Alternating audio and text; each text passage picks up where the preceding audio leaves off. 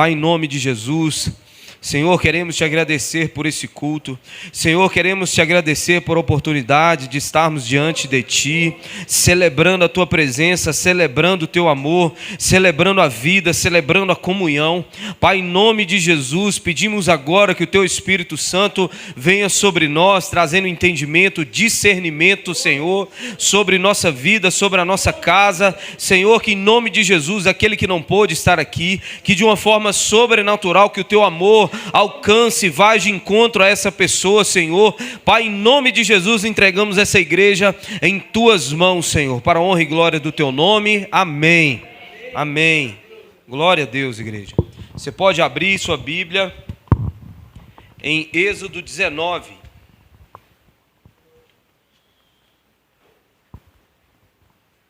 Aleluia.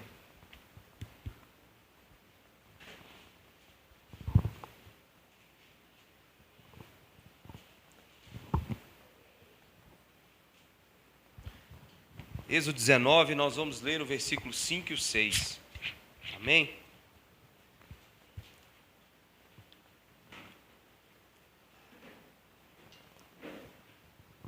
Cinco e 6.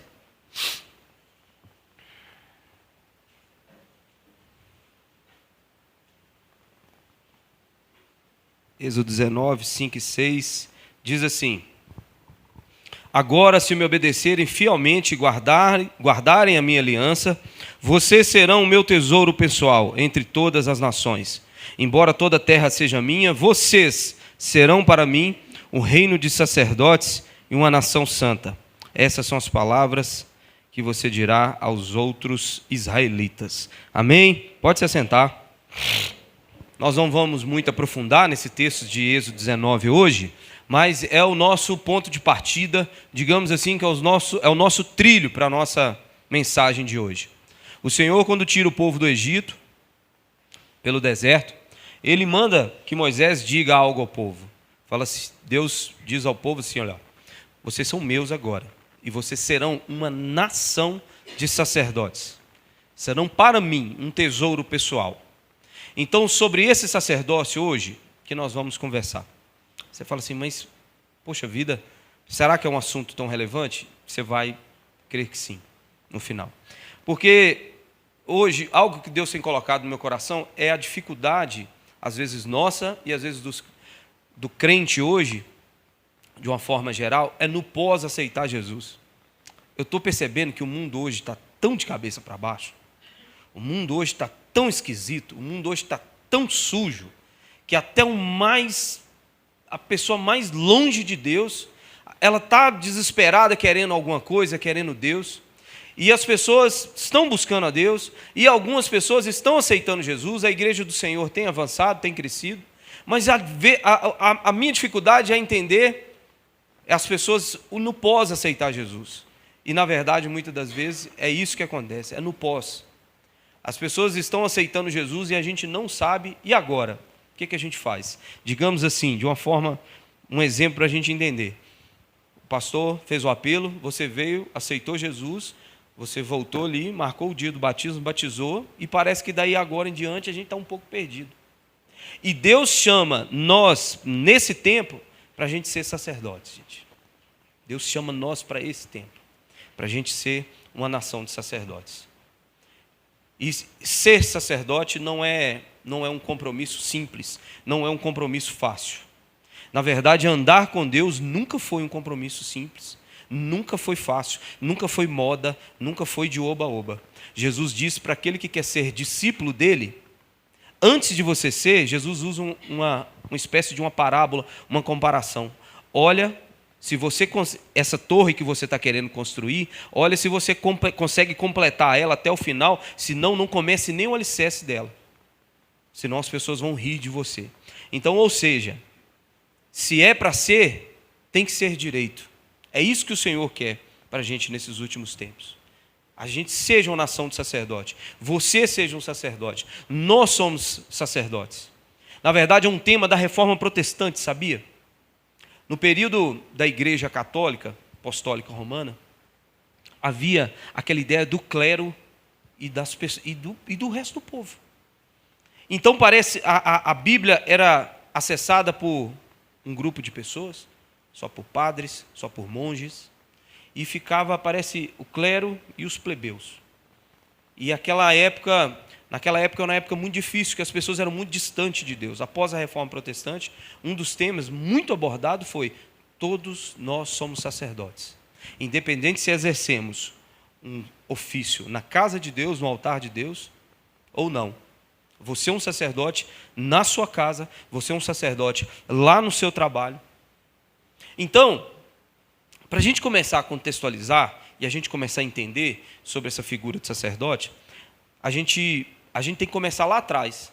A gente percebe que o ofício dos sacerdotes já vem lá de trás, desde Caim e Abel, quando vem oferecer algo a Deus, sacrifício a Deus. A gente já percebe essa figura sacerdotal de um homem que faz conexão com Deus, quer conversar com Deus, mediação entre Deus através de sacrifício. A gente vê Jó. Jó é o livro mais antigo da Bíblia, sabia? E a gente vê o livro de Jó relatando que Jó sacrificava ao Senhor pelos seus filhos, se por acaso eles tivessem pecado. Então a gente já vê essa ideia sacerdotal, e existe essa ideia do sacerdote até mesmo em outras religiões, que foi provavelmente, muito provavelmente, copiada do cristianismo. Copiada do cristianismo. Todo um monte de religião existe essa ideia do homem que faz agora a mediação entre a pessoa e Deus. Um homem, um sacerdote que faz a mediação entre o homem e Deus. No Velho Testamento acontecia a mesma coisa. Deus levantou um povo. Deus levantou uma geração de sacerdotes. A geração de Arão. A família dele toda foi dedicada, e a sua descendência, para ser sacerdotes na casa de Deus. Isso no Velho Testamento. Para servir a casa de Deus e oferecer sacrifícios a Deus. Só os sacerdotes podiam fazer. Eles eram muito importantes por causa desse papel de mediador que eles faziam entre o povo, a nação e o Deus. Agora, quando a gente vai para o Novo Testamento, ainda contextualizando, para a gente entender um pouco dessa figura do sacerdote, no Novo Testamento existem dois aspectos do sacerdócio. A primeira é de Cristo Jesus. Hebreus 6:20 diz que onde Jesus, que nos precedeu, entrou em nosso lugar, tornando-se sumo sacerdote para sempre, segundo a ordem de Melquisedeque. Então Jesus não é só apenas sacerdote, mas ele é sumo sacerdote. Sumo sacerdote. Se o sacerdote faz mediação entre um povo e Deus, entre uma pessoa e Deus, é isso que Cristo, é esse o ofício de Cristo hoje no céu, mediar entre Deus e nós, entre nós e Deus. A Bíblia fala que Cristo intercede por nós nos céus. Ele foi provado em todas as coisas, tentado em todas as coisas, e hoje ele faz mediação entre nós e Deus. Ele sabe de todas as nossas lutas, ele sabe de todas as nossas dificuldades. Se nós estamos tristes e oramos a Deus por causa que estamos tristes, tenha certeza que o nosso Senhor está intercedendo por nós, olhando para o Pai dizendo assim: eu sei o que eles estão sentindo. Porque Jesus, no Getsêmani, chorou, angustiamente. A Bíblia fala que Jesus chorou na morte de Lázaro. Então Jesus conhece tristeza, Jesus conhece fome, escassez, Jesus conhece traição, Jesus conhece pessoas, Jesus conhece abandono. De vez em quando a gente não tem essa sensação que as pessoas abandonam a gente, que as pessoas viram as costas para a gente, pessoas que a gente muito ajudou viram as costas para a gente. Você não está passando isso sozinho no mundo. Você não é a única pessoa que pode estar passando por um problema desse. Jesus passou por isso. Só que só tem um problema. Segundo a palavra de Deus, você não é tão inocente quantas vezes a gente acha. Agora ele era. Ele não fez nada com ninguém. Ele não transgrediu uma lei, ele não pecou. E ainda assim foi traído, ainda assim ficou triste, ainda assim teve fome, teve sede. Então esse é o primeiro aspecto de sacerdócio no Novo Testamento. Cristo Jesus. Qual é o segundo aspecto? É o que está lá em 1 Pedro 2, 9 e 10. Você pode ler comigo, por favor? Pode abrir sua Bíblia. 1 Pedro 2, 9 e 10. Diz assim: vocês, porém, são geração eleita, sacerdócio real, nação santa. Só uma observação. Percebe que são as mesmas palavras que Moisés disse? O versículo é semelhante: nação santa, sacerdócio real. Sacerdócio real, nação santa, povo exclusivo de Deus, para anunciar as grandezas daquele que os chamou das trevas para a sua maravilhosa luz. Antes vocês nem sequer eram povo, mas agora são povo de Deus. Não haviam recebido misericórdia, mas agora receberam. Então, no Novo Testamento, a gente começa a ver que aquele sacerdócio lá do Velho Testamento, a qual Deus queria que Israel fosse, esse sacerdócio a qual Arão foi o primeiro, esse sacerdócio agora se repete no Novo Testamento. Agora o Senhor já não é Israel mais, agora já é a igreja. Agora somos nós que somos essa nação santa, sacerdócio real, povo escolhido de Deus. Agora somos nós, eu e você, se aceitamos Jesus como Salvador, se fazemos parte da igreja, nós estamos aqui nesse grupo aqui, nesse texto que nós acabamos de ler. Nós não somos banco de reserva, nem coadjuvante e nem ninguém no reino de Deus. Se você aceitou Jesus como Salvador, se você ama o Senhor sobre todas as coisas, você foi chamado para ser um sacerdote. E isso tem muitas implicações, gente. Isso traz um peso. Como eu disse, servir a Deus nunca foi fácil. Servir a Deus nunca foi simples. Servir a Deus nunca foi qualquer coisa, nem moda. Hoje as igrejas são legais, gente? São legais demais. Você vai em umas igrejas hoje, assim, é lindo de se ver. A estrutura, o ambiente, o conforto, as músicas, as canções. Eu particularmente, que eu toquei no mundo a vida toda, eu fico assim, muito orgulhoso de ver a música gospel hoje, por exemplo, dar um show na música secular. Está entendendo? Então, assim, eu fico muito... Ontem, eu estava na casa do meu sogro, eu coloquei um pagode gospel que tem lá, chama Marcados, eu escuto demais a conta, e meu sogro, ele não é se ele entende de pagode ou não, ele tem 38 anos, uma banda de pagode, com os mesmos componentes, aqui em Lagoa Santa. São 38 anos de banda de pagode. E na hora que ele viu o pagode gospel lá, que ele falou assim: não, cara, esses caras tocam demais, eu fico mó feliz, que é do povo de Deus, cantando para o Senhor. Então, assim, é legal tudo isso? É.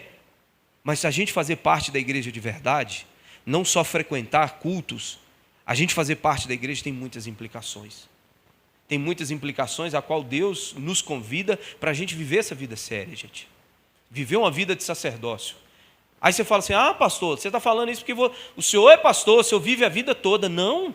Por que não a sua vida? Por que não a sua casa ser uma família de sacerdotes na casa de Deus?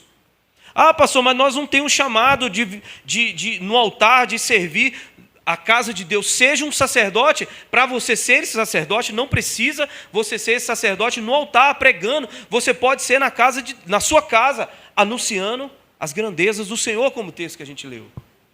Por que não, irmão? Por que não sonhar com isso?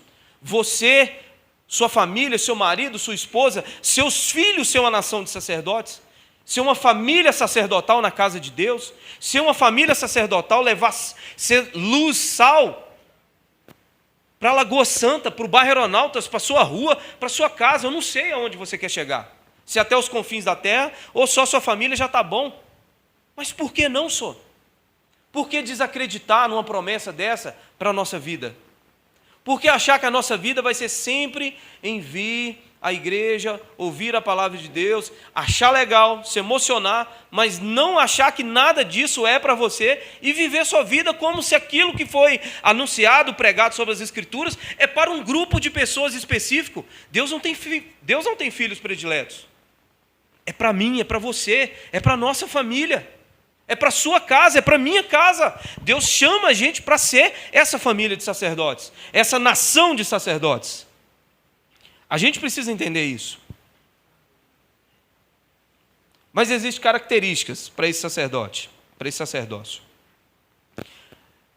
1 Pedro 2,5 diz assim: vocês também estão sendo utilizados como pedras vivas na edificação de uma casa espiritual para serem sacerdócio santo, oferecendo sacrifícios espirituais aceitáveis a Deus por meio de Jesus Cristo.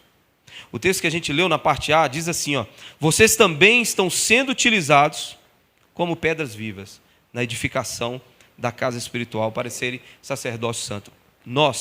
Todos nós, somos usados para edificação do cristianismo, da história do cristianismo. Todos nós que estamos aqui, e no Brasil inteiro, onde tiver culto agora, todos fazem parte, todos são uma pedra agora nessa construção desse edifício em Jesus Cristo. Todos nós,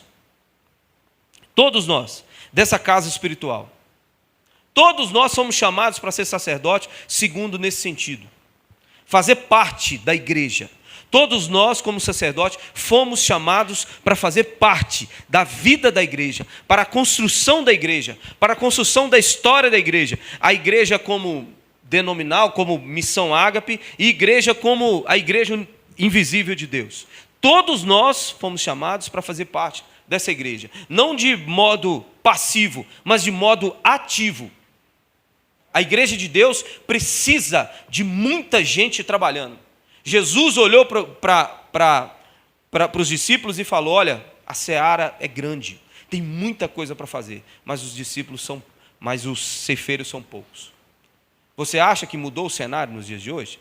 Você acha que tem muito ceifeiro para essa seara grande? Todos nós, a igreja precisa de gente orando, a igreja precisa de gente jejuando, a igreja precisa de gente fazendo, a igreja precisa. Um pastor nunca consegue dar conta de um rebanho inteiro sozinho, por mais que esse rebanho seja pequeno ou grande, ou do tamanho que você imaginar. Mas é preciso a igreja tomar essa consciência que você faz parte, você é uma pedra viva na edificação dessa casa espiritual. Você faz parte. Você faz parte. Todos nós fazemos parte dessa construção. Não existe uma igreja, a igreja não é um lugar onde você ouve uma pregação de domingo e só por isso mesmo, e no final da pregação você avalia, fui tocado, não fui tocado, eu fiquei emocionado. Não é sobre isso. Não é sobre isso. É sobre ouvir, aprender, praticar. É como Tiago diz, é não ser ouvinte, é praticar e viver aquilo que o Senhor quer para você e para a sua família. Tem uma geração, o cristianismo não se trata de você. Existe uma geração aguardando um posicionamento seu hoje, que nós tomamos essa posição de sacerdotes, hoje, fazendo parte da igreja, hoje, construindo a igreja, hoje. Construindo a igreja hoje. Nós estamos fazendo, gente, a parte mais fácil, que é construir uma igreja física. Pensa num trem fácil de fazer, irmão? Isso é dinheiro, moço. É dinheiro, você paga, constrói. Ainda a nossa igreja, ainda para honra e glória do Senhor, tem homens capacitados para fazer, tem Robinho, Arizinho, tem o Ulisses, tem Léo, cada um sabe fazer um pouquinho a coisa aí. Isso é fácil demais fazer. Agora, construir uma casa espiritual é diferente. Precisa de todo mundo. Precisa do engajamento de todo mundo. Precisa da oração de todo mundo. Todo mundo precisa acreditar. Todo mundo precisa orar. Todo mundo precisa buscar. Ah, pastor, é porque eu não concordo em tal coisa na igreja. Irmãos, é assim que é a beleza do negócio. Não pode ser só do seu jeito, senão não tinha graça. Não tinha graça. É a partir disso, pastor, está faltando mais fogo na igreja, está faltando mais avivamento na igreja. Ajuda-nos. Chama a gente para orar. Ore por nós. Aviva-nos. Vem cá e prega. Faz como John Wesley. John Wesley falava para os seus alunos, olha, se o seu sermão não tiver fogo, põe o seu sermão no fogo. Pega fogo, irmão, e vem aqui e ajuda nós a queimar também junto com você. Mas faça parte da igreja. Não fique nesse âmbito, nesse ambiente passivo, onde você também não faz parte. A beleza da igreja não está só em receber, está em consolar também. Apóstolo Paulo fala isso para a igreja de Corinto, com as mesmas consolações que você recebeu, agora você consola. A beleza da igreja não é você receber, não é você ser abençoado. A beleza da igreja é você abençoar alguém. Não é essa a lógica de Deus? Melhor quem dá do que recebe. O privilégio é de quem abençoa, senhor. A alegria é de quem abençoa. É muito bom abençoar, é muito bom orar por alguém, é muito bom abençoar de todas as formas, inclusive financeiramente. É muito bom. É muito bom você fazer parte da vida das pessoas. É muito bom você orar junto com o irmão e quando ele conseguir aquela bênção, você se alegrar, você fala: Deus, eu fiz parte da vida dessa pessoa, cara. É a coisa mais importante do mundo. É a instituição mais importante do mundo, é a igreja. Nada se compara com a igreja. Nada, nada, nada, nada. A igreja consegue fazer o que o Estado não consegue fazer. Como assim, pastor?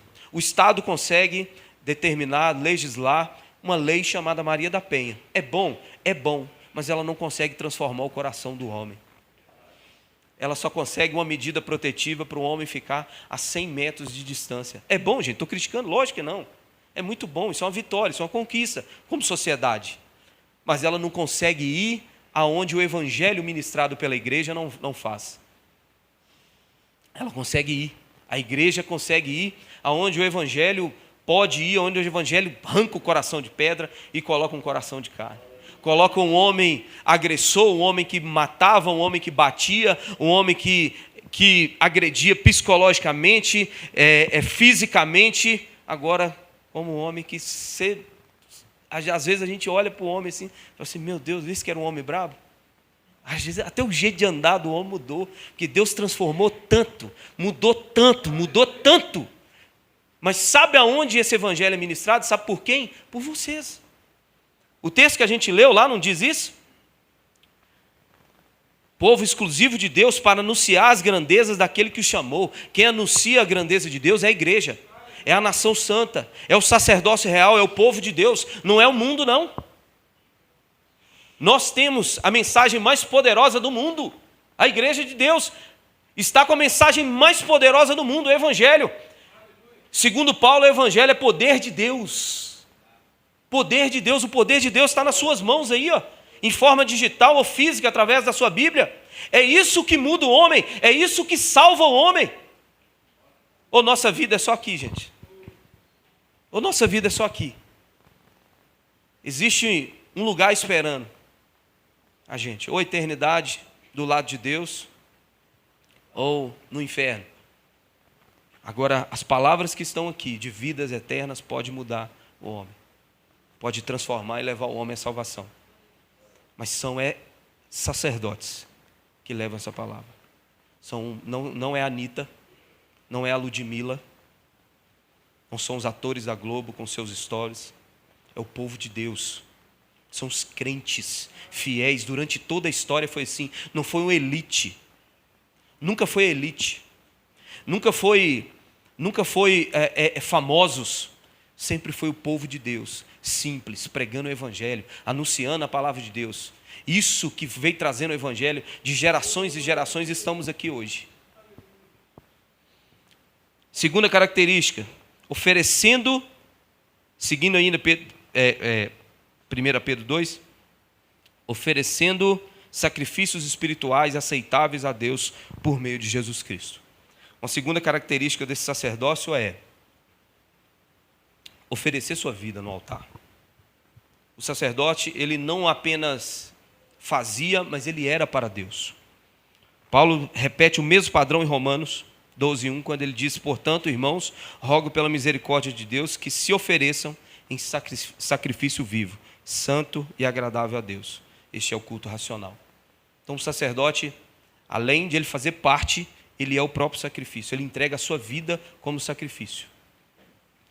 Sacrifício na igreja. Como se faz isso? Abandonando o que você quer e fazendo agora o que Deus quer. Abandonando agora os nossos desejos e seguindo agora os desejos de Cristo. Isso é sacrifício. Um sacerdote, ele não vive por você, ele não vive por ele. O sacerdote vive pela igreja, pela obra, pelo trabalho, pelo Senhor. Ele prioriza a Deus. Sabe o que Jesus falou em Mateus 10:37? Quem ama seu pai ou sua mãe mais do que a mim, não é digno de mim. O que eu disse, gente? Seguir Jesus nunca foi um negócio assim fácil. Por essas palavras de Jesus, olha, cuidado. Se for lançar o alicerce, se for construir, Preste atenção se você vai conseguir terminar até o final, porque não é fácil ser um discípulo. E quem não toma sua cruz e não me segue, não é digno de mim. Quem acha a sua vida perderá, e quem perde a sua vida por minha causa encontrará. É isso que o Senhor quer para nós, abrir mão total. Ah, mas o Senhor está falando, mas não é, o Senhor não ama a família, o Senhor não é em prol da família, por que Ele está falando que quem amar pai e mãe, irmão, não é digno dele? Porque Deus não quer que nem o seu amor pelo seu ente querido compete com o amor dele. E é o amor que mais compete, sabia? Com Deus. É o amor ao dinheiro ou o amor à família. Eu sempre falo para a Thaís, eu converso com muitas mulheres e às vezes eu olho no olho delas, você quer Deus ou você quer seu marido? O dia que você tiver seu marido, você vira para Deus e fala assim, era só isso, valeu. Ó, que isso? Eu não pedi mais nada, eu só pedi meu marido, já tem, valeu aí. Se ele por acaso for embora, eu volto aqui. E às vezes a história se repete na vida dos homens. Às vezes ele quer a esposa, não quer Deus. Quando ele tem a esposa para ele vira assim e fala assim, ó, valeu Deus, tchau. Hitler fazia isso. Hitler conseguia extorquir, conseguia torturar as pessoas, conseguia informação através da tortura de familiares. Você não vai falar, não? Não, pega seu filho. Opa, eu falo. Porque Deus sabe que o amor familiar compete muito com o amor dele. Quem não toma sua cruz, Deus também fala.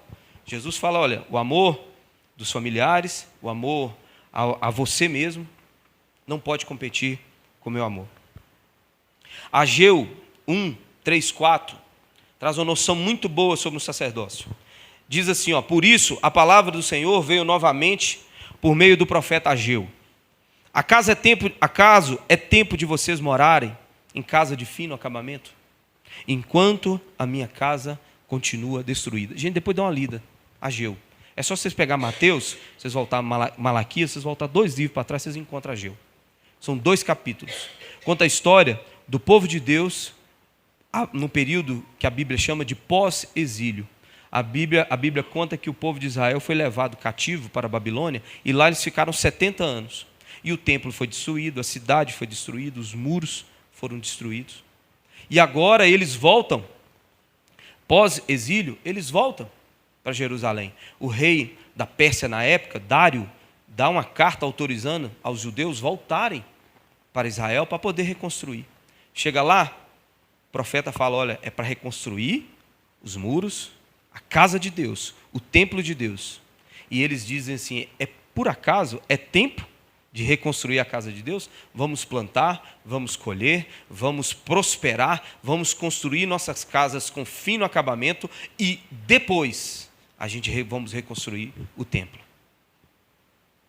A ideia do sacerdote é uma vida para Deus, fazer parte da igreja de Deus e priorizar as coisas de Deus. Primeiro, as coisas de Deus. Você nunca reparou que a Bíblia é um livro de primícias? Amar a Deus sobre todas as coisas. Primeiro, amar a Deus. A Bíblia nos convida para a gente entregar nossas primícias para Deus. O nosso amor, a nossa tarefa. É tudo para Ele em primeiro lugar. Você quer ter uma vida feliz? Priorize Deus. Você quer atingir os resultados que você quer atingir? Priorize Deus. Você quer ter uma casa sarada? Cuide da casa de Deus. Você quer ter uma família sarada? Cuide da família de Deus. Você quer ter seus filhos no altar? Cuide dos filhos de Deus. Cuide, ore por eles. Não precisa ser pastor, não. Ore por eles. Busque por eles. Chore com eles. Sorria com eles. Você quer ter uma casa curvada aos pés do Senhor? Curve-se diante da casa de Deus. Ame ao Senhor. Ame ao Senhor sobre todas as coisas. O problema de hoje, as pessoas querem Jesus, mas não querem a sua igreja. Querem o Senhor, mas não querem a sua noiva. Não tem como. Você pode achar os defeitos que você quiser. Tem hipocrisia? Tem. Tem mentira? Tem. E vai ter mais problema o dia que você fazer parte. Aí você vai acrescentar mais um problema. Mas todos os nossos defeitos, os meus defeitos, somado aos seus defeitos, revela quão grande é o amor de Deus. Você imagina se nós fôssemos muito perfeitinho? Como é que a história não ia ficar? quase que nós ia virar para Deus e falar assim: mas nós também somos perfeitos, só tinha que amar nós mesmo. Como é que não morre para um povo santo, sarado desse jeito? Não. É mais vacalhada a igreja mais revela o amor de Deus. Mais revela o amor de Deus. Então, assim, os defeitos não são as desculpas para a gente não amar a casa de Deus, de a gente priorizar a nossa vida. Hoje, o diaconato, hoje o ministério e hoje servir a Deus, ele está se tornando mais um voluntariado do que um serviço à obra de Deus. Eu não sei vocês, mas eu aceitei Jesus tem pouco tempo, mas a primeira igreja que eu congreguei, meu primeiro pastor, ele me ensinou um negócio tão sério com a igreja. Não é voluntário, irmão. Não é o dia que dá. É o dia que está marcado. Mas se você adoecer? Mas está doente mesmo? O que você não fez porque você está doente? Aí eu fui trabalhar doente. Então por que você não pode vir? A ideia era essa. Eu aprendi assim. Não, mas eu estava com dor de cabeça. Mas você foi trabalhar hoje com dor de cabeça? Foi. Então por que você não consegue vir na igreja com dor de cabeça? Porque não é voluntariado. Não é quando dá. Eu não prego quando dá. Eu não sirvo a igreja quando dá. Meu telefone toca 1h da manhã. Às vezes para poder ajudar alguma pessoa. Não é se dá não, irmão. É meu trabalho. Eu fui chamado para fazer isso. Mas aí você fala, não, mas foi você, pastor. Não. Nós somos chamados para fazer um trabalho. Sabe qual é o BO do pastor? Que ele só precisa dar o exemplo. Esse que é o BO de pastor, gente. Não queira, corre muito se um dia passar pela sua cabeça que Deus está te chamando para o pastoreio. Corre, bate a cabeça na parede, para você dar amnésia, para você esquecer, para você não pensar mais naquilo. Porque, além de fazer, você precisa dar um exemplo. Não é igual um professor. Pastor não tem a ver com professor. Sabe por quê? Que um professor não precisa saber fazer. Ele só precisa ensinar. Igual, por exemplo, o técnico da Copa do Mundo de 1994, o Parreira, ele nunca jogou bola. E ele foi campeão, ensinando os caras a jogar bola. Para aquela função, ele precisa ser só técnico. Ele precisa teoria. Agora o pastor não. Ele precisa dar o exemplo. 1 Timóteo fala, tem que ser marido da sua mulher, um monte de coisa. Vocês sabiam que é por isso que o apóstolo Paulo defende a tese que os bispos e o presbítero e os pastores da igreja precisam receber duplos honorários? Porque o trabalho é árduo, irmão. Não é só ensinar, é fazer o que está ensinando. Até os erros nós temos que botar para fora para falar assim, gente, não erra não, porque eu já errei assim. Exemplo. E nós precisamos dar esse exemplo. Nós precisamos viver esse sacerdócio na nossa vida. Nós precisamos entender que não é um voluntariado. É prioridade. Amar a Deus sobre todas as coisas. Amar a Deus acima de pai, de mãe, de irmão, de casa, de dinheiro, de nós mesmos. Tem um negócio hoje de nós mesmos, né? É meu padrão de vida, é minha vida, é o que eu gosto de fazer, é minha vida. Que sua vida, irmão. Que sua vida. Pega seus planos, rasga tudo e vai viver para Jesus. Aí você vai ser feliz, irmão. Aí você vai ver a alegria do Senhor contagiando o seu coração. Boa parte dos problemas de ansiedade que a gente vive hoje está ligado a uma desorganização mental. Ansiedade hoje, gente, é igual gripe, está todo mundo ansioso. Ansiedade hoje é um negócio comum com todo mundo. E parte, não estou resumindo todo o problema em um problema só, em uma questão só, mas parte dessa ansiedade tem a ver com desorganização mental. A pessoa não sabe o que faz, ela tem tanta coisa na vida para fazer. Eu preciso ir para a academia, eu preciso estudar, eu preciso descansar, eu preciso sair um pouco, eu preciso ficar mais em casa um pouco, eu preciso ficar mais com meus filhos, eu preciso deixar mais os meus filhos, eu preciso procurar uma promoção. Não, aonde está aqui está bom. A pessoa não sabe o que faz. Isso causa ansiedade dentro dela. É uma desorganização mental e espiritual. Quer começar a organizar isso? Coloque em Deus em primeiro lugar. Quando você estabelece a primeira coisa, as outras coisas é cascata. Você vai saber qual é a segunda, a terceira, e sua vida vai começar a organizar. Só. Você vai começar a tomar suas atitudes, suas decisões e padrões acima, baseado no seu amor por Deus. Tal emprego. Lá tem mulher com decote, lugar muito promíscuo, palavrão, mas ganha bem. Olha a hora de priorizar. Não, mas eu priorizo Deus. Não quero não, obrigado, Senhor. Deixa o dinheiro para lá. Já fiquei pobre até aqui, o que tem de ficar mais pobre um pouquinho? Né? Então assim, isso aqui, Senhor, o que eu vou fazer da minha vida? Eu vou para a academia? Ô irmãos, eu já trabalhei como representante de vendas, eu atendi um segmento, só atendi academia só. Eu chegava em casa, eu já falei para a Thaís umas vezes, eu falei, Thaís, eu atendo as academias 10 horas da manhã, está parecendo uma boate, uma rave. Pum, que tanto de gente pelado. Homem, aquelas mulheres pelada, os homens tudo pelado, um olhando para o outro, e aquele tem pão, e aquele povo naquela... Eu falei, gente, isso não é lugar para o povo de Deus, não. Se alguém quiser vir num lugar desse aqui, tem que orar, jejuar, campanha, monte, fogueira santa, tem que fazer tudo para você ficar num lugar desse aqui, que Deus me livre. Sabe, a impressão que é uns lugares que Satanás fala assim, gente, esse aí nem eu estou aí dentro não, viu? Deus me livre. Então assim, essa organização no coração da gente e consequentemente na mente da gente, começa a partir quando a gente prioriza Deus. Quando a gente decide amar o Senhor, quando a gente decide servir a Deus, quando a gente prioriza a casa de Deus. Você tem sua casa? Eu sei que você tem seus compromissos lá, eu sei que você tem suas coisas, mas lembra da casa de Deus? O que eu posso ajudar? Aí eu posso limpar, eu posso fazer um café, eu estou vendo que de vez em quando tem um biscoitinho, mata no peito, só chama assim, pastor, meu ministério agora é ministério do biscoito e do café. Está lá, uns foram chamados para apóstolos, para Efésios 4, para apóstolos, para pastores, para mestres, eu fui chamado para o café e biscoito. Deixa comigo, é uma coisa a menos, pastor, que o senhor não tem mais se preocupar, café e biscoito. Entendeu? Pastor, eu sei chapar uma massa como ninguém. Um dia de rebocar, isso aí, eu não preciso esquentar a cabeça. São coisas pequenas ou coisas grandes. Nós ora a Deus, eu e Robinho, para mandar um baterista. Sabe aquele menininho do Instagram? Agora eu sou baterista, quem já viu ele? Se ele morasse aqui perto, nós chamávamos irmão. Então toca a bateria para nós. É assim. Olha, prioriza as coisas de Deus. Lembra das coisas de Deus. Outra característica do sacerdócio, de repente é o mais importante. Isso aqui de repente deveria estar lá nos primeiros, antes de a gente ler todos esses. Você precisa nascer. No Antigo Testamento, só era sacerdote, não quem queria. Não tinha como um da tribo de Judá virar e falar assim, eu vou ser um de outra tribo, falar assim, eu vou ser sacerdote. Precisava ser descendente de Arão.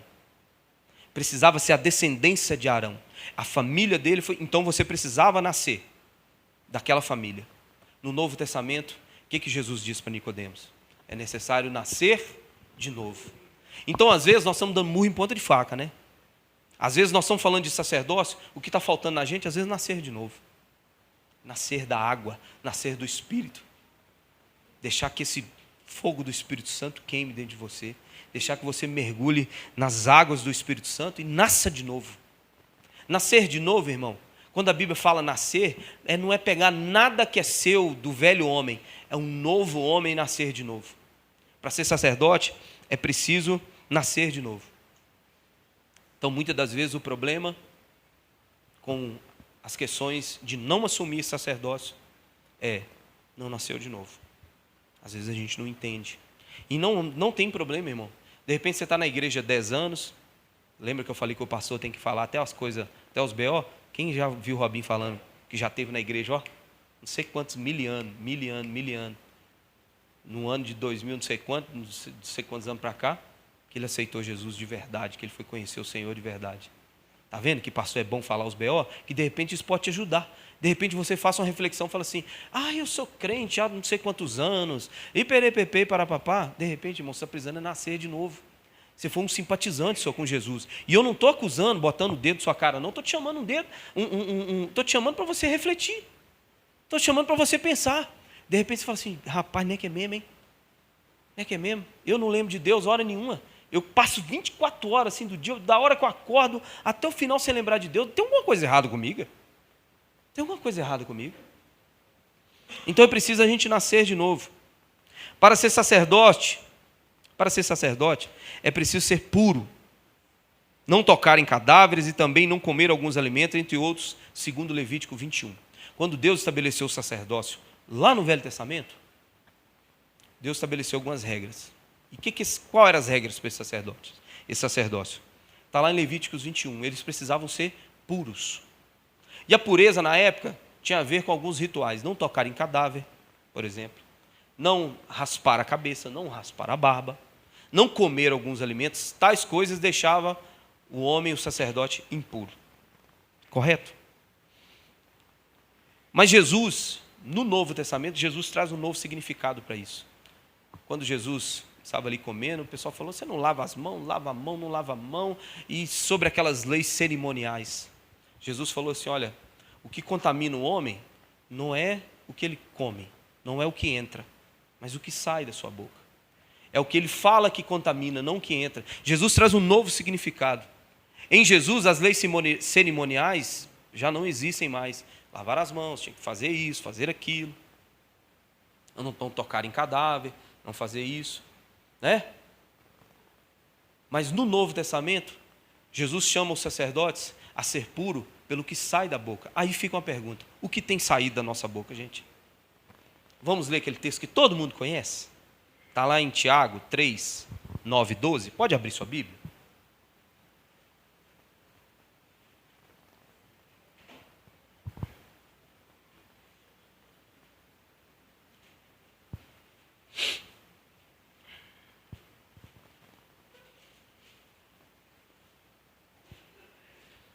Tiago 3, do 9 ao 12, diz assim, com a língua bendizemos o Senhor e Pai, e com ela amaldiçoamos os homens, feitos à semelhança de Deus. Da mesma boca procedem bênção e maldição. Meus irmãos, não pode ser assim. Acaso pode sair água doce e amarga da mesma fonte? Meus irmãos, pode uma figueira produzir azeitonas ou uma videira figos? Da mesma forma, uma fonte de água salgada não pode produzir água doce. Todo mundo conhece o versículo. Não pode jorrar da mesma fonte duas águas diferentes. Está falando sobre o que a gente fala, sobre o que a gente diz. Se Jesus falou que o que contamina é o que sai, e um sacerdote tem que ser puro, o que nós temos falado, gente? O que tem saído da nossa boca? Qual é a forma que está saindo vida da nossa boca? Ou maldição? Água doce ou amarga? O que a gente tem falado? Jesus falou que um homem bom tira coisas boas do seu tesouro, que é o coração. A boca fala do que o coração está cheio. A gente precisa vigiar no que a gente fala, e se a gente fala, a gente precisa guardar o nosso coração, porque de tudo que tem se guardar, guarde o nosso coração. A gente precisa proteger o nosso coração. Um sacerdote, ele é identificado da forma que ele fala. Tem que sair vida da boca dele. Ah, que eu estava nervoso na hora. Irmão, não é desculpa. Não é desculpa. Você quer saber se um crente... macete de pastor. Quer saber se um crente desviou? Você encontra com ele um tempo, não está vindo à igreja. 5 minutos você conversa com ele, você sabe. E Deus faz passar vergonha, tá? Que fala palavrão. Fala. Gente, é muito feio. Uma promessa que Deus tem para as nossas vidas é um novo jeito de falar, um novo cântico. Para aqueles que o amam, para aqueles que esperam no Senhor, para aqueles que teve a vida transformada, um jeito de falar diferente. Se o Senhor já tem te incomodado, que eu sei. Quem ama o Senhor de verdade, quando fala alguma coisa, dói, parece que é a mesma coisa de ter nos machucado. Vigia, irmão. Vigia no que você tem falado, no que você tem falado dentro da sua casa, com seus filhos. Irmão, não tem trem melhor na vida do que filhos. A inocência deles é quanto à maldade, mas a esperteza deles quanto a comportamento é muito grande. Ontem eu passei na porta do apoio e tinha um menino vendendo bala. Thaís respondeu ele que não tinha dinheiro, só tinha um cartão. Eu não respondi. Felipe me enquadrou, 5 metros depois ele me enquadrou. Que bonito, hein, pai? Você não respondeu o menino. Então assim, lá em casa, se você já viu meus filhos falando algum palavrão alguma vez, foi que ele aprende na casa de algum parente nosso onde eles estão, ou ele já viu alguém falar. Porque eu nunca eles nunca ouviram da minha boca um palavrão. Eu mandei Felipe calar a boca uma vez, falei, cala a boca. Até hoje ele é traumatizado com esse trem. Ele é sentido, sabe, comigo. Você mandou um dia calar a boca, hein, velho? Um dia o Senhor vai tratar isso comigo, mas, sabe, parece que eu deixei o menino com marca, assim, sequela. E pensa num cara desbocado, era eu, não era, Thaís? Gostava de falar um palavrão. Sei lá, eu fui criado naquele sistema, gente, que o rapaz, quando vai ficando jovem, ele vai falando um palavrão, vai trazendo aquele aspecto de maturidade, de masculinidade, de homem. Aí começa a falar um palavrão aqui, eu fui criado desse jeito. Foi minha escola, não é porque eu era mais mal, eu era mais bonzinho, mais ruim, não. Foi minha escola. Minha escola foi essa. Na hora que eu comecei a falar uns palavrão, ficar bravo e tal, um cara mexia comigo, eu soltava uns 2 palavrão. É a escola da vida, é a mesma história de muitos jovens, de repente, a mesma história suas. Então, assim, a gente precisa vigiar, que isso nos torna impuro. Isso nos torna impuro. Outra característica, para ser um sacerdote, é preciso dar testemunho. Nas próprias regras de Levítico 21, Deus fala assim para o povo: serão santos ao seu Deus e não profanarão o nome do seu Deus. Pelo fato, ou seja, pelo motivo que eles não vão fazer isso, pelo fato de apresentarem ao Senhor as ofertas preparadas no fogo, ofertas de alimento do seu Deus serão santos. Ou seja, Deus está falando com os sacerdotes assim, ó, vocês não podem queimar meu filme, vocês não podem dar mau testemunho, que é vocês que vão levar a oferta. Porque vai ser assim, ó, o povo vai estar de longe olhando, dia domingo, os sacerdotes pegando as ofertas, entrando, e o povo olhando para o sacerdote, olha lá, vai lá levar a oferta, mas pagar os outros não paga. Não gosta de pagar os outros, mas levar a oferta dia domingo, no templo ele leva. Então é Deus falando, vai fazer para mim. Se vai botar meu nome no meio, então não profana meu nome. Anda direito, anda certo. Pede desculpa pelo que tiver de pedir, trazendo para os nossos dias de hoje. Pede perdão quando você está errado. Se você está em dívida com alguém, chega lá e conversa, eu posso pagar 50 centavos por mês. Mas me perdoe em nome de Jesus, errei, e não faça mais. E não faça mais. Converse, resolva seus problemas. Dá bom testemunho, porque o nome de Deus está em jogo. A gente pode profanar o nome de Deus. Sabe o que Jesus diz no Sermão da Montanha? Assim brilha a luz de vocês diante dos homens, para que vejam as suas boas obras e glorifique o Pai de vocês que está no céu.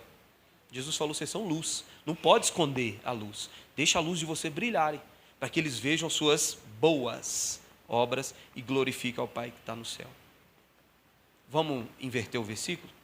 Que a luz de vocês não brilhe diante dos homens, para que eles não vejam nada que vocês façam e não glorifiquem ao Pai que está no céu. E toda glória e toda honra é dele. Através da sua vida, Deus precisa ser glorificado. Mais uma vez, irmãos, Deus está chamando nós para ir um pouco mais profundo com Ele.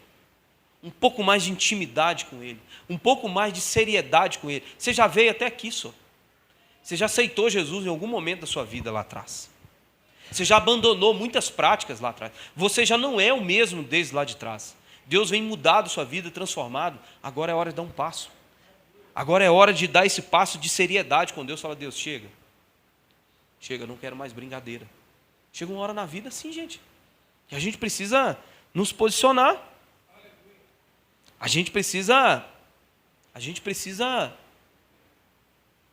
andar sério com o Senhor. A gente precisa honrar o nome dele. Já não tem nada a ver, eu falo isso com todos os casais que eu tenho oportunidade de conversar. Não tem a ver com seu marido ou com sua esposa, tem a ver com Deus. Eu falo isso com todos os homens. Não, ela não merece. Deixei de saber, é por Deus. O maior motivo de você ser um bom marido não é pela sua esposa, é por Deus. Em primeiro lugar, por Deus. É honrar a aliança que você fez, segundo Malaquias, a qual Deus foi testemunha. Você pensa, gente, já viu casamento de cartório? Não vai testemunha? Você imagina Deus está lá no dia. Boa noite. O lugar de assinar. Casa Thaís, casa Elvis. Testemunha. Robson, tá. Outra, segunda testemunha, Vanessa. Terceira testemunha, Deus, Criador de todas as coisas. Ele está lá assinando como testemunha. E nós devemos responder em primeiro lugar, não é as nossas esposas, não é os nossos maridos, é a Deus em primeiro lugar. Todo homem, quando vai fazer alguma coisa de errado contra o casamento, contra o matrimônio, ele tem que pensar que ele está fazendo contra Deus, e assim as mulheres. Então, é amar a Deus sobre todas as coisas, é que a luz brilhe diante dos homens. E esse texto aqui, gente, não vá de conflito com o que Jesus fala. Olha, o que a mão fizer, a direita fizer, a esquerda, não toque trombeta, ninguém precisa ficar sabendo. No mesmo Sermão da Montanha, Jesus fala, olha, não precisa ficar sabendo. Quando você fizer alguma coisa para alguém, não precisa ficar sabendo que se alguém for lá dar parabéns para você, você já recebeu o seu galardão. E agora que Jesus fala para a luz brilhar diante dos homens. Jesus está falando de propósito aqui. Qual é o seu propósito? Que glorifica ao Pai? Ou você quer tocar trombeta em benefício seu? Para autopromoção sua? Esse é o contraste do texto. Essa é a diferença. Ninguém está falando para você se promover. Ninguém está falando para você ir lá levar ajuda para alguém e ficar assim. Olha eu dando, ó. Ninguém está falando para fazer essas coisas. Para ficar tirando foto para se promover. Elvis, orem por mim, que eu não consigo ter Instagram. Sou doido para ter. Não consigo. Ô, gente, pelo amor de Deus, aquilo é para queimar o filme de Jesus. Aquilo é um pastor, outro pastor tentando pregar o evangelho e ensinar. O resto, a meia dúzia, tentando se promover e tentando virar famoso em cima da igreja. Quer que eu cite o nome de uma? Priscila Alcântara. Fez fama em cima da igreja, usou a noiva de Cristo para fazer fama, hoje está aí, mostrando a bunda para Satanás aí, na Globo aí. Entendeu? Se promovendo, um monte se promove.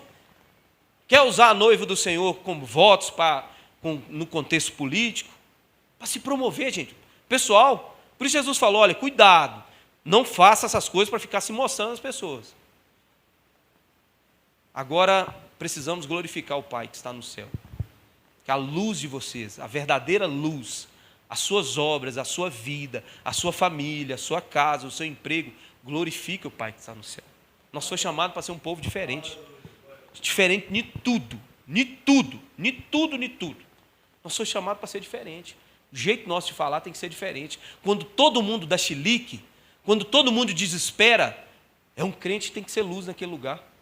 É um crente que tem que falar assim, psiu. Dá para todo mundo ficar em silêncio e vamos orar aqui? Vamos fazer uma oração aqui? Calma que vai dar certo. Pai, em nome de Jesus, repreendendo doença, a morte, vai dar certo, calma. Vai dormir que vai dar certo. Agora não.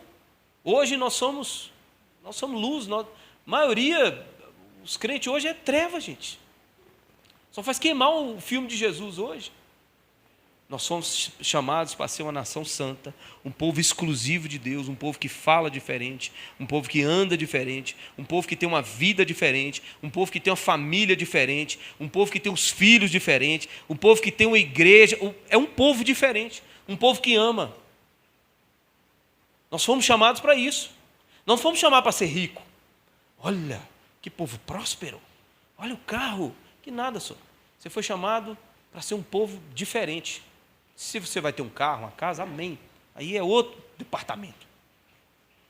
É um outro departamento. Mas você tem a vida que você tenha hoje, a vida que você tenha hoje glorifica o Senhor. E para a gente terminar, um sacerdote, na época, precisava ser treinado. Quem lembra Samuel?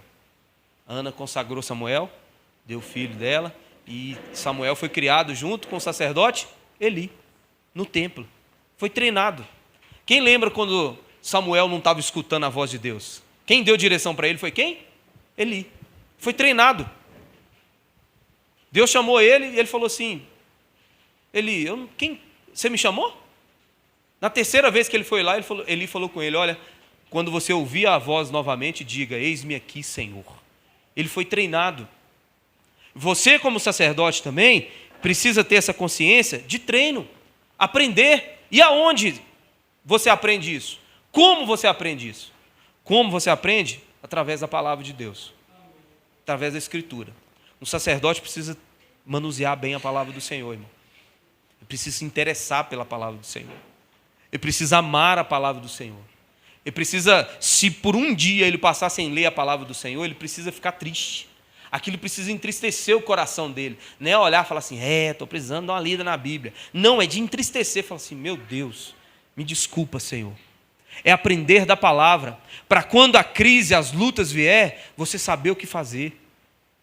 Você ter uma resposta, você ser uma... irmão, não tem nada melhor você ser boca de Deus na vida de alguém.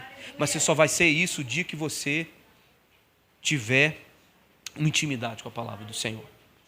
Jesus diz assim, vocês estudam cuidadosamente as Escrituras, porque pensam que nelas você tem a vida eterna. E são as Escrituras que testemunham a meu respeito. São as Escrituras que testemunham acerca de Jesus. Quem ama Jesus, gente? É dentro da palavra de Deus que fala sobre Ele. É as Escrituras que testemunham a respeito de Jesus. Ela é a palavra de Deus, capaz de ir no mais profundo do nosso coração, como uma espada que divide alma e espírito. Ela é a palavra de Deus, a poderosa palavra de Deus. Você precisa ser treinado. Não existe sacerdote que não tem intimidade com a palavra, que se não relaciona com a palavra. Não existe. Se você ama o Senhor, se você aceita esse chamado para a sua vida, de ser um discípulo dele, um sacerdote dele, você precisa amar a sua palavra. Você precisa amar a sua lei. Gente, Davi, antes de entregar seu trono para Salomão, Davi poderia ter falado um monte de coisa, era um trono muito rico, era um reinado muito rico. Ele podia virar para Salomão e falar assim, olha Salomão, lá no Nubank nós temos 2 milhões, lá no Itaú nós temos 3 milhões, lá no Cicobi, da Ariane, lá nós temos 4 milhões, aí você pode ir administrando aí, tá bom? Ele não falou, a conversa não foi sobre isso. Tenha cuidado de obedecer os mandamentos do Senhor, a lei do Senhor. Guarde ela no seu coração. Josué diz isso para o povo, agora eu não sei o que vocês vão fazer. Eu não sei o que vocês vão fazer. Agora eu e minha casa serviremos ao Senhor. Nós vamos guardar a lei do Senhor. Se vocês querem se rebelar para lá, se rebelem. Eu e minha casa serviremos ao Senhor e nós vamos amar a lei do Senhor, nós vamos amar a palavra do Senhor, nós vamos obedecer a palavra do Senhor. Nós precisamos amar a palavra de Deus. Se queremos ser sacerdotes de Deus, temos que amar a palavra de Deus. E aonde? Se como é pela palavra, aonde isso acontece? Na igreja. Na igreja. A resposta está na igreja. Por que na igreja? Porque você tem que ter pastor. Você tem que ter alguém. Você quer viver sozinho? Fazendo o que você quer. Ninguém para falar assim, ups, 2 cultos, hein, irmão? Sem vir, que beleza, hein? DJ PV, você estava pulando dessa altura. DJ PV estava dessa altura, assim, ó, pulando e tal. E cadê culto? Nós fomos no DJ PV, né? Na sexta-feira. A fama, pulando. Eu não ia pular, não, que afinal de contas, eu sou um pastor, quase um presbiteriano. Eu botei a mão no bolso e falei, quem é, rapaz, que eu vou ficar pulando aqui, no meio desse povo aqui, não vou pular nada, vou ficar na minha. Daqui a pouco comecei a bater um pezinho, balançar, e nós estávamos quebrando tudo. Filipinho, meu filho, Filipinho grudou na grade assim na frente, ficar com a mãozinha assim, ó. Do começo até o final, tirou camisa. Nós estava farofeiro lá mesmo. Aí nós estava saindo, o cara falou assim, irmão, eu quero ver se você domingo no culto, você vai pular desse jeito. Eu falei, olha, verdade. Então assim, tem que ter igreja, tem que ter pastor, senhor. Quer ver? Me mostra na Bíblia. Eu vou ler um versículo para vocês aqui. Pastoreie o rebanho de Deus, Deus mandando os pastores, tá? Pastoreie o rebanho de Deus que está aos seus cuidados, olhem por ele, não por obrigação, mas de livre vontade, como Deus quer. Não faça isso por ganância, mas com o desejo de servir. Não hajam como dominadores dos que foram confiados a vocês. Deus confiando. Deus confiando ovelhas aos pastores da terra. O sumo pastor confiando as ovelhas que foram confiadas a vocês, mas como exemplo para o rebanho. Acabei de falar com vocês. Quando se manifestar o supremo pastor. Aleluia. Jesus é nosso pastor? Gente, mas até que o supremo, segundo a Bíblia, se revele, Tá, eu e o Robinho aqui, tá? Mandando mensagem, conversando. Ô, irmão, sentiu você meio triste? É? Ah, tá sumido, hein, senhor? Nós estamos aqui para isso. Entre nossos erros e acertos, nós não somos perfeitos, mas Deus botou nós aqui, vocês têm que aguentar nós aqui ligando para vocês. Ó, irmão, vamos ler essa palavra de Deus aí. Você não quer pregar um dia, não? Como é que faz? Nós estamos aqui, cuidando. Hebreus 13, 17 diz assim: obedeça aos seus líderes e submetam-se à autoridade deles. Eles cuidam de vocês como quem deve prestar contas. Obedeçam-lhes, para que o trabalho deles seja uma alegria. Então, gente, sorriso, nós quer rir, né, Robinho? Nós quer sorrir. Obedeça-lhe para que o trabalho deles seja uma alegria, não um peso, pois isso não seria proveitoso para vocês. Jesus ameaçando vocês, se vocês fazerem, nós ficar tristes. Jesus está ameaçando vocês aí. Então é assim que é a igreja. Eu não gosto desse trem, não. Eu amo Jesus, eu gosto de Jesus, minha relação com o pastor é muito, só paz do Senhor para lá, paz do Senhor para cá. Deixa eu falar com você, se você ama Jesus, você conheceu Jesus pela palavra de Deus. Você não viu Jesus na nuvem no céu. Olha aquele formato, é de Jesus, olha lá, pela palavra. Ele se revelou para nós através da sua palavra. Se na mesma palavra está escrito sobre pastoreio, liderança, comunhão, então, ou você descarta toda a palavra, ou você fica com toda. Não dá para você... A palavra de Deus não é self-service, não. É prato feito. Ou pega tudo, ou pega nada. Se você não pegar nada, beleza. Beleza. Eu até entendo quando a pessoa fala assim, isso aí para mim é tudo coisa de homens, eu não acredito em nada. Eu entendo, velho. Eu entendo e toco. Eu só não gosto quando a pessoa fica recortando as paradas. Eu gosto de João 3,16, porque Deus amou o mundo de tal maneira, mas quando vai para Hebreus, na liderança, eu já não gosto. Mas lá no Apocalipse, quando ele fala que ele vai enxugar do nosso rosto toda lágrima, eu gosto.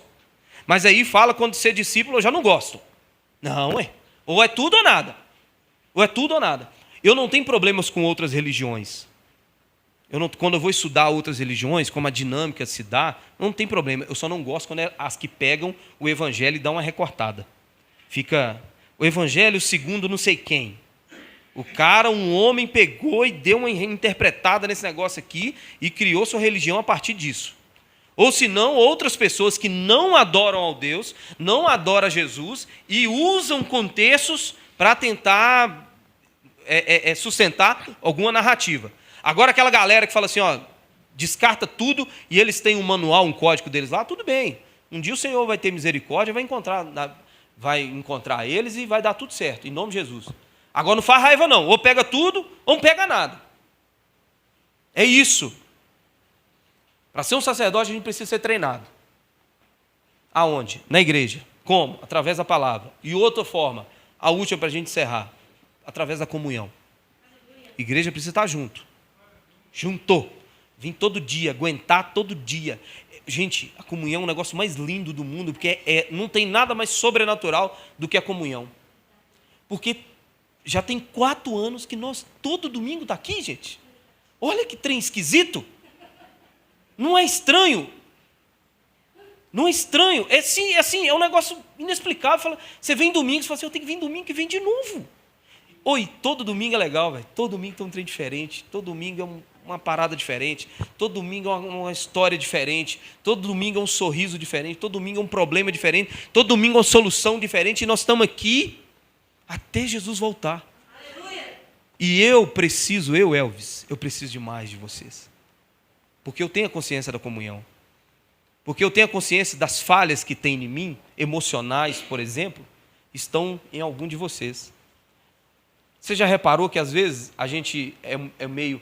Quem é igual eu de vez em quando? Eu sou meio melancólico de vez em quando. Eu sou meio dramático. O mundo vai acabar. E às vezes eu chego na igreja e eu vejo as pessoas firmes. Firmes. Teve um culto aqui uma vez, assim, porque a história da nossa igreja, em um resumo assim, de 10 segundos, nós éramos muito pouquinha gente. Nós somos, mas menos ainda. Pouquinha gente, umas 2, 3 famílias, antes da pandemia. Começou a pandemia, eu estou vendo os pastores falando, agora as igrejas fecham mesmo. E quando voltar, não volta ninguém. Eu falei, mas nós não tem ninguém. Não vem mais ninguém ainda? Ninguém com ninguém, fica o quê? Aí nós voltamos. Quando nós voltamos, sobrenaturalmente, eu não sei porquê, foi a época que a igreja teve mais pessoas, os cultos, mais gente, vinha mais gente visitar, e também porque a gente fazia aquele trabalho lá em São José, né, Robin? Com toda álcool em gel. A gente ia lá, a gente fazia um evangelismo, gente. 40 pessoas numa sala de desses apartamentos, Minha Casa Minha Vida. Poucas pessoas. E total segurança, distanciamento, máscaras, só que não. E a gente, aí, e os cultos, e o pessoal vinha durante os cultos, e os cultos ficavam cheios. E eu não minto para você, igual eu estou falando, tem meus momentos melancólicos, dramáticos. Teve um dia que não cabia de gente subindo para ali. Eu falei, Robinho, o que nós vamos fazer e tal? Meio desesperado. Robinho falou assim, a igreja não é nossa. Eu falei, simples assim? Eu queria versículos, queria textos, queria que mandasse eu sentar, mas com uma frase, Robinho voltou eu para o lugar. Às vezes é essa segurança que estava faltando em mim, que eu lá em casa sozinho não ia ter. Às vezes as lutas que você está passando, é alguém que tem a resposta aqui para você. Às vezes a dificuldade financeira que você está passando aqui hoje, às vezes alguém já superou e fala assim, calma, vai por esse caminho, vai por esse. Brigas no casamento, gente. Brigas no casamento. Meu Deus do céu. Às vezes o que você compartilha com um, fala assim, cara, eu já tive um momento desse na minha vida, dificuldade e tal, calma que vai dar tudo certo. É na comunhão que a gente encontra isso, não é em casa. Não é no Instagram. No Instagram as pessoas não te conhecem, não tem o olho no olho, não tem as lágrimas, não tem o olhar, não tem a alma, não tem a pessoa ali diante de você. É alguém contando alguma coisa, é muito vazio, ajuda, mas é muito vazio. A comunhão que aperfeiçoa. É ferro afiando ferro. É ferro afiando ferro.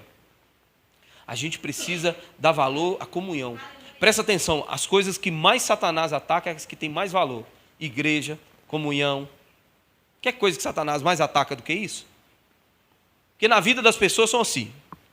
As pessoas vivem, vem um problema. A primeira coisa que ela corta é a igreja. Quem já reparou?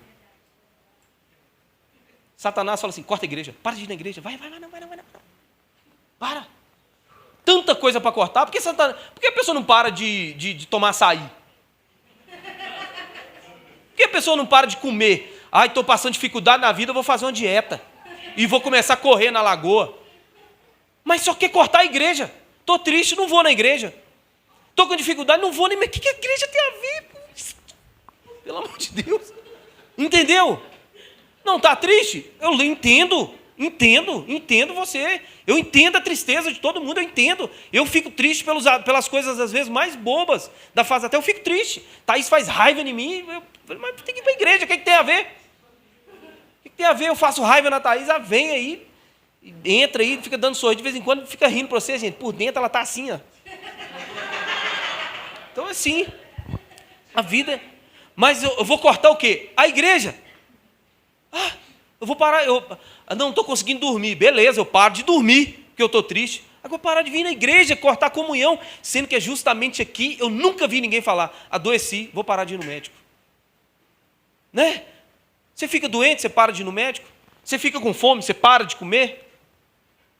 Agora as lutas e a dificuldade vêm, você corta exatamente o que pode ser o canal de transformação, de bênção, de mudança na sua vida. A comunhão.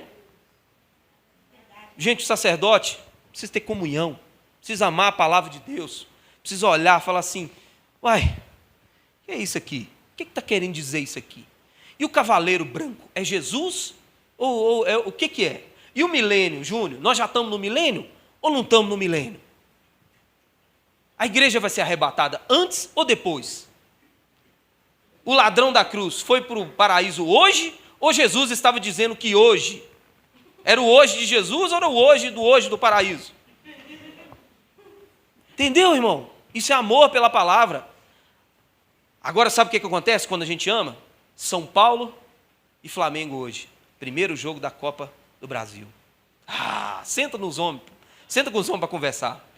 Achei o Caleri meio deslocado, ele jogou um pouco pela direita, e ele não é um jogador bom pela direita, porque a sua perna esquerda, ele é um cara habilidoso, ele sabe tocar pela esquerda, mas Dorival Júnior deveria ter mudado, colocado ele mais centralizado, como falso 9. Menino, os caras é técnico.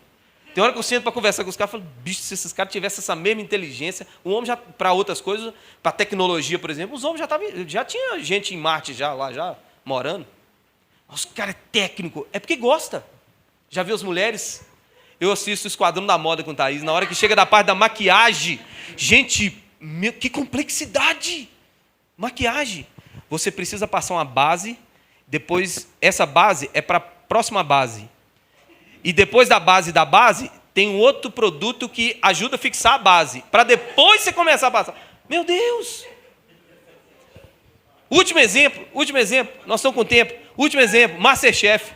Eu comecei a assistir esse trem com o Thaís esse dia, que eu estou com um problema com televisão, gente, não estou gostando de nada. Estou gostando só de filme, e eu não estou gostando mais de nada, mas só filme. Aí eu comecei a ver esse MasterChef, falei, legal. Comecei a acompanhar lá com o Thaís lá. Gente, a complexidade das comidas, na hora do cara botar a comida na boca, acentuou um pouco a canela, mas ela roubou o sabor do peixe, que está um pouco cozido demais, mas talvez um pouco cozido de menos. Falei, que isso, gente? É complexo demais, não dá para entender aquilo. Frito o trem, come. Eu falo, não dá para quê? É comida. Os caras estão fazendo tocinho, gente. Gente, tocinho, desde Adão. Adão fritava tocinho. Caim fritou tocinho. Jesus fritou tocinho.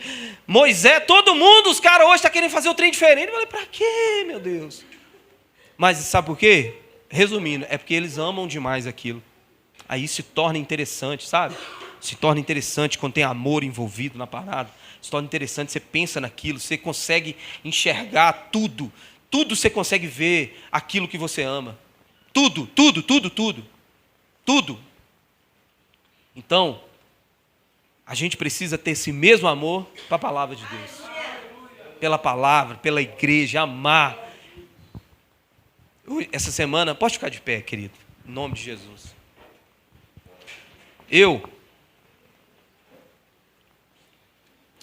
Uma característica minha, eu gosto de aprender com todo mundo. Para mim, todo mundo tem alguma coisa para me ensinar, sabe? Gosto de aprender com todo mundo. Gosto de conversar com os mais velhos. Irmã Luzia, toda vez que eu vejo, fui perguntando trem dos Estados Unidos para ela. Como é que é lá, irmã? Como é que é lá? Ah, é? É assim? Isso foi em que ano? Aí é porque eu gosto de aprender das coisas, cara. Como é que era lá naquela época? Eu gosto de aprender. E, lógico, hoje o meu ofício, que Deus chamou para me fazer, é pastor. Aí o que eu faço? Eu fico tentando conversar com pastor, gente que já viveu, às vezes, o que eu vou viver ainda. Aí esses dias eu vi o Márcio Valadão, um podcast. Falei, lógico que vou ver. Um homem desse, ele tem de igreja mais do que eu tenho de vida. Não vou ver, ué. Eu tô lá ouvindo, e ele falando assim, olha, na minha casa, eu nunca separei, porque foi justamente a minha conversa dessa semana com a Thaís. Eu e Thaís, nós estávamos numa dificuldade sobre problemas da igreja, e às vezes casa, de desligar um pouquinho, sabe? Desligar um pouquinho dos problemas e ficar só em casa, ser comum, ser normal. Aí chegar em casa e deitar, assistir Fantástico, assistir Pegadinha, sei lá, qualquer coisa, ser normal. Falei, Thaís, nós estamos com dificuldade nisso, então não. Aí eu vi ele falando assim, eu nunca fiz essa distinção. A minha vida é a igreja. A minha casa, a sala da minha casa, era os assuntos da igreja. Quando a gente chegava na igreja, era a igreja. Minha vida era a igreja. Eu nunca separei. E eu falei assim, Deus, às vezes a resposta que o Thaís estava buscando, eu não tenho. O Senhor não tem essa resposta para mim, porque ela não existe. Porque é a minha vida. O Senhor queria que você pensasse nisso. Amasse a igreja a esse ponto. De a sua vida. Sua vida fazer parte da igreja. Você está fazendo uma comida, você fala assim, poxa vida, fulano aqui da igreja podia estar aqui nessa hora. Ele ia gostar dessa comida. Você fala assim, eu podia chegar mais cedo hoje para mim fazer isso aqui na igreja. Eu vou orar pela igreja. Pai, abençoa aquele povo, Senhor. Abençoa cada homem, cada mulher. Senhor, prospera a nossa igreja. Deus, ajuda a nossa igreja. Deus, capacita cada pessoa que esteja falando ali, nem que seja para dar os avisos. Deus, capacita, enche ela do Teu Espírito Santo para dar os avisos. Mas na hora que ela dá o aviso de quarta-feira tem culto, o Senhor possa tocar o coração de alguém. Em nome de Jesus, querido. Em nome de Jesus. Ame aquilo que Cristo amou. Um dia eu estava lá na Bahia, lá visitando meus parentes, e um marido da minha prima perguntou assim: por que você começou a fazer isso? Eu falei: pastorear, né? Ajudar a igreja, servir. Eu falei assim: porque eu descobri que eu tinha que amar o que Cristo amava. Eu tinha que amar aquilo que Cristo amou e se entregou. E esse não é um convite a um ou dois, esse é um convite a todos. Amar aquilo que Cristo mais amou, que sua igreja. Se entregou por ela, provou o seu amor, não falando. Provou o seu amor, não falando: eu amo a igreja. Ele se entregou por ela. Sacrifique a sua vida um pouco também. Você vai ver Deus fazendo grandes coisas na sua vida. Você vai ver Deus transformando a sua vida. Comece a priorizar as coisas de Deus, a família de Deus, os filhos de Deus. Você vai ver Deus fazendo grandes coisas na sua vida, transformando a sua vida, a sua casa. Enquanto você está cuidando da casa de Deus, cuidando dos filhos de Deus, fazendo parte dessa casa, dessa construção desse edifício espiritual, Deus vai transformando a sua vida. Vai acontecer com você. Você vai chegar um belo dia da sua vida, você vai olhar para trás e falar assim: meu Deus, o que o Senhor fez por mim, Pai? Você não vai nem perceber. Enquanto você está fazendo pelo povo dele, Ele está fazendo por você. Ele está fazendo por você. Que em nome de Jesus você tenha esse relacionamento mais profundo, mais e mais e mais profundo com Deus. Que você possa amar aquilo que Cristo amou, que você possa ser tocado de uma forma a qual Deus nunca te tocou, que você possa ser despertado, que o Espírito Santo possa despertar o seu coração para a comunhão, para os seus irmãos, para a igreja a qual nunca foi despertado antes. Que você dedique a sua vida em prol do reino dele. Queria orar com você. Pai, em nome de Jesus, estamos aqui, Deus, pessoas, todos, sem exceção de ninguém, pessoas falhas, Senhor, falhas e que por algum motivo que só o Senhor sabe, podem ter se perdido no caminho, pode ter buscado respostas em outro lugar, pode ter, hoje está com o coração desesperançoso, frio. Pai, mas em nome de Jesus, Senhor, toca hoje, Senhor, no coração de cada um aqui, Deus. Que o Teu Espírito Santo possa nos levar para esse lugar de amor, de paixão pela igreja. Oh, Pai, em nome de Jesus, Senhor, nos ajuda, Deus. Com a Tua graça e o Teu favor, desperta isso dentro de nós, Senhor. Se por nós mesmos não conseguimos ir para esse lugar, Deus, para esse ambiente de comunhão, de amor, que o Teu Espírito Santo possa nos pegar pelas mãos essa noite, Deus, e nos levar para esse lugar, Deus. Nos levar para esse lugar, Deus, de compaixão, de misericórdia para aqueles que erram, para aqueles que estão passando dificuldade. Que a gente tenha uma palavra verdadeira para aqueles que precisam, uma palavra de consolo, uma palavra de ânimo. Pai, em nome de Jesus, desperta, Deus. Eu sei que cada um aqui, Senhor, chegou essa noite com uma demanda. Eu sei que cada um essa noite chegou, Senhor, com um pedido a fazer, com uma dificuldade diante do Senhor essa noite, Pai. E eu intercedo por cada um, Senhor. Mas nos leva mais além, Senhor. Mais além, nos tira desse lugar, muitas das vezes só de pedinte, Senhor. Mas nos leva para esse lugar de obreiros da Tua casa, Senhor. Nos leva para esse lugar de sacerdócio, nos leva para esse lugar, Senhor, a qual a disposição de servir aos irmãos, independente, Senhor, sem méritos, como o Senhor fez com cada um de nós, sem olhar mérito, Pai, sem olhar se merece, se não merece, sem olhar valor, sem olhar condição financeira, sem olhar estereótipo, Senhor, mas que cada um seja desperto aqui, Deus, a servir, a amar o seu próximo, Pai. Pai, em nome de Jesus, somos uma nação santa, sacerdócio real. Fomos escolhidos pelo Senhor, Deus, para proclamar as grandezas do Teu nome, Pai. Pai, em nome de Jesus, nos leva para esse compromisso sério com o Senhor, Pai. É isso que te pedimos, em nome de Jesus, amém. Você pode aplaudir Jesus, querido? Louvado seja Deus, louvado seja Deus. Que Deus possa te abençoar, Deus possa guardar a sua vida, em nome de Jesus, amém, amém, amém, amém, amém. Amém, queridos. Eu queria pedir para vocês que, em nome de Jesus, estejam aqui na próxima quarta. Que, em nome de Jesus, todos aqueles que não estiveram aqui no culto hoje, eu queria pedir para cada um de vocês. Não vou citar nome, eu estou falando com todos vocês, com todos vocês, de uma forma, com todo mundo individualmente. Cada um, de alguma forma, procure um irmão que não veio hoje. Fale que você sentiu falta dele. Ore por ele. Procure saber o que seu irmão está passando. A dificuldade que seu irmão está passando. Ajude ele. Se é desânimo, se não veio por algum desânimo, alguma coisa, ore junto com ele. Meu irmão, pense no outro essa semana. Que seja uma semana de você pensar no próximo e menos em si mesmo.